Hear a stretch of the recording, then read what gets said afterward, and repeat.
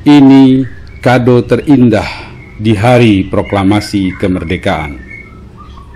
Pasien yang sembuh semakin banyak, pasien yang masuk semakin sedikit. Maka pada tanggal 17 Agustus 2021, pasien yang masih dirawat di RSDC Wisma Atlet Kemayoran hanya tinggal 1.503 orang. Kabar gembira tersebut menggema di tengah upacara peringatan Hari Proklamasi Kemerdekaan ke-76 yang digelar di lapangan zona merah Rumah Sakit Darurat COVID Wisma Atlet Kemayoran, Jakarta Pusat. Tentu ini bukan hanya melegakan para tenaga kesehatan di RSDC, tapi juga menggembirakan banyak pihak secara nasional. Karena tingkat hunian di RSDC selama ini menjadi salah satu indikator penyebaran COVID-19 secara nasional. Maijen Tugas Ratmono selaku koordinator RSDC mengapresiasi kesungguhan kerja para tenaga kesehatan. Kalau kita lihat ya, angka kesembuhan dari waktu ke waktu terus meningkat di Wisma Atlet ini, dan kita harapkan memang ini betul-betul suatu kondisi yang lebih baik. Artinya kalau kesembuhannya lebih baik atau meningkat, tentunya upaya-upaya untuk penyembuhan atau pengobatan pasien yang dirawat di Rumah Sakit Darurat COVID-19 ini tentunya ini menjadi suatu hal yang data yang lebih baik. Dan kita harapkan bahwa memang apa yang dilakukan oleh para tenaga kesehatan di sini betul-betul memberikan nuansa untuk pengobatan yang baik, dan inilah yang tentunya kita harapkan bahwa mereka bekerja sesuai dengan standar prosedur untuk penata laksanaan pengobatan.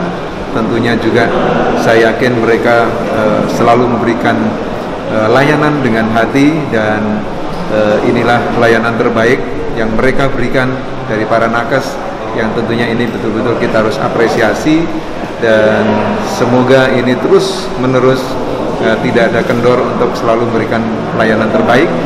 Dan juga sisi lain adalah karena ini kesembuhannya meningkat, tentunya kita betul-betul harapkan pasien-pasien yang dirawat cepat pulang sesuai dengan indikasi dokter, dan juga kita harapkan betul di masyarakat betul-betul sudah melakukan suatu protokol kesehatan dengan baik.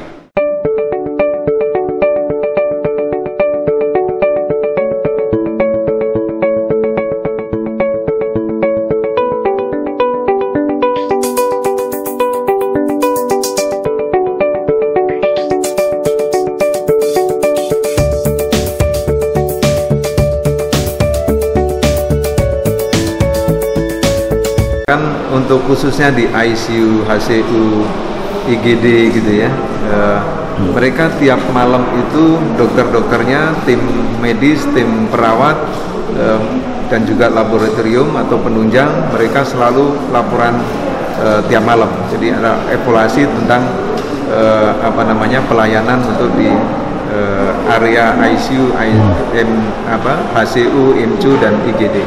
Nah, ini suatu kondisi yang mereka lakukan dengan tentunya sangat memberikan standar yang tinggi untuk memberikan pelayanan.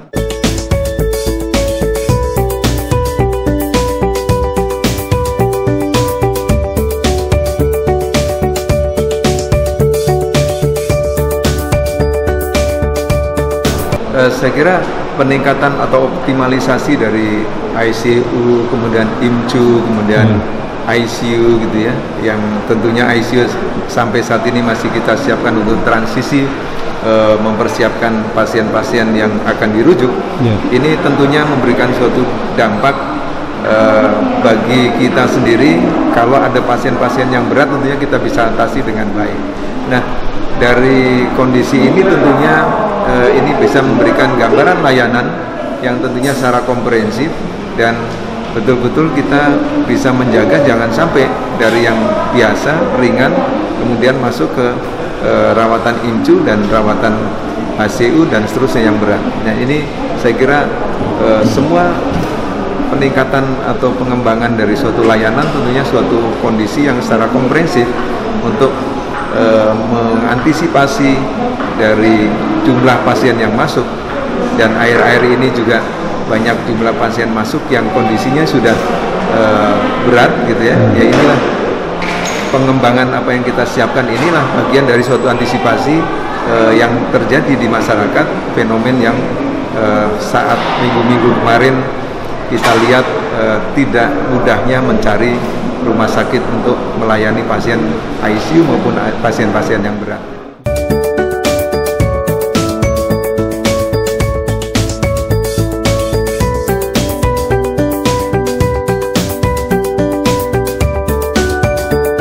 Ini hal yang menarik tentunya bagaimana kita suatu konsep bagaimana penyembuhan dalam pasien.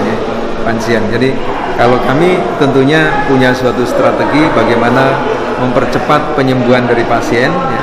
Selain bahwa kita punya ada standar operasional prosedur bagaimana tata laksana dari pengobatan yang dilakukan oleh dokter.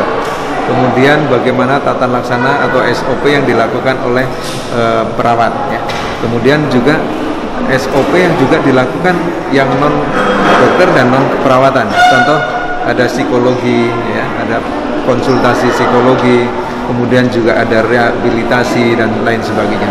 Nah, di sini ya kita melakukan satu standar operasional prosedur untuk penanganan pasien, bagaimana mempercepat penanganan. Kemudian kalau ada suatu hal-hal yang dipandang ini kok sangat kompleks, tentunya ini dilakukan suatu diskusi antar profesi di sini, baik itu dokter, perawat dan tenaga yang lain untuk bagaimana mempercepat ini. Nah, di sisi lain juga kalau para nakes, para dokter, para perawat dan lainnya ini tentunya harus selalu riang gembira, selalu ikhlas, selalu mempunyai kepercayaan diri dan tidak ada rasa tekanan di dalam memberikan pelayanan. Ini juga bagian dari suatu hal yang sangat penting untuk pasien itu diajak lekas sembuh. Karena bagaimanapun ini adalah perawat dokter ya, perawat dokter atau tenaga kesehatan lainnya betul-betul menampakkan atau memberikan suatu performan yang justru memberikan kepercayaan bagi para pasien, sehingga pasien sebenarnya adalah ikut menyembuhkan dirinya masing-masing, karena ini bagian dari suatu pasien merasa tenang, merasa senang karena para dokter, para perawat, para tenaga kesehatan, katakanlah apoteker yang selalu memberikan obat dan mungkin psikolog itu betul-betul dalam satu naungan rasa kenyamanan.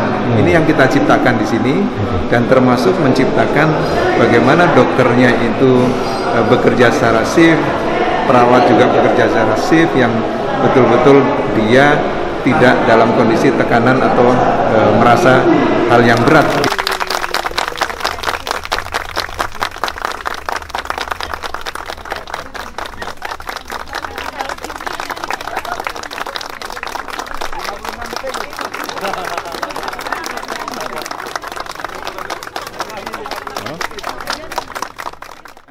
Semua kita lakukan ya harus berdasarkan standar. Semuanya adalah standar kedokteran, standar keperawatan, standar kefarmasian, dan standar perawatan lainnya yang tentunya ini betul-betul dibutuhkan di dalam memberikan pelayanan atau perawatan pada pasien.